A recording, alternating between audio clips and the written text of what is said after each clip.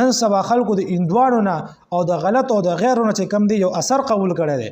اثر دا دی د هر چا پرسنل لایف دی. که ورته وی چې د خور د بې حیايۍ نه منې که وی د هغې پرسنل لایف دی. پرسنل لایف نه، کلکم راع و کلکم مسئول.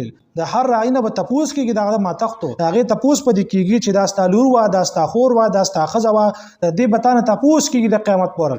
پرسنل لایف نشته رچام. نو دا څیزونه بند کړئ. په خپلو خوریانو، په خپلو لوریانو، په خپل کور کې وګورئ چې ستاسو کور کې څه شروع دي. د کور د موبایل نه دا مسلې سادېږي.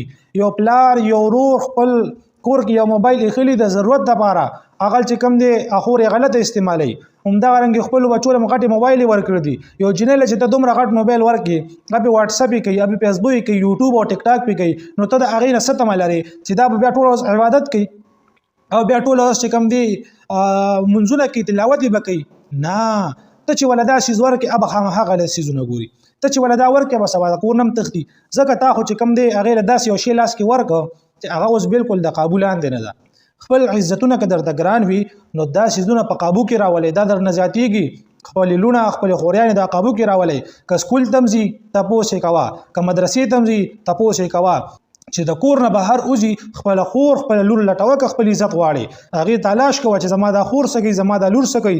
د خپلې ښځې نه تپوس کوه، د خپلې مور نه تپوس کوه. خپل عزتونه په خپله باندې بچ کړئ. دا د اسلام هم خلاف دي، دا د پښتو هم خلاف دي. پښتو کې مخکې دا څیزونه نو، خو اوس پکې عام شو. لہذا دا څیزونه دا چې کوم دی ختم کړئ. دا پیغام نورو خلکو ته ورسوئ. بس سلام.